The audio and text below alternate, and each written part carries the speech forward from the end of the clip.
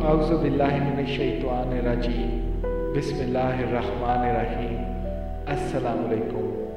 आज जो मैं आपको दुआ बताऊंगा, दुआओं की कबूलियत के लिए आसान तरीन जो अमल है वो मैं आपको बताऊंगा।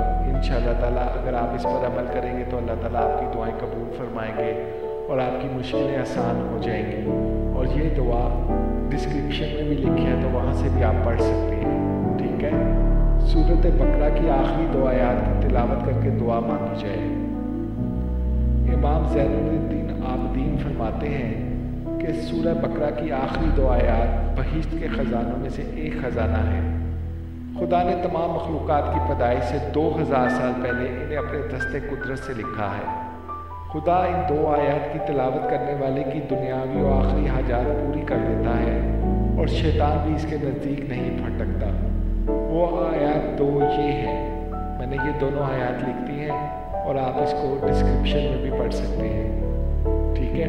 तो इंशाअल्लाह ताला आप इस दुआ को पढ़ेंगे और उसके बाद जो भी दुआ मांगेंगे अल्लाह ताला आपके लिए आसानियाँ फरमाएंगे।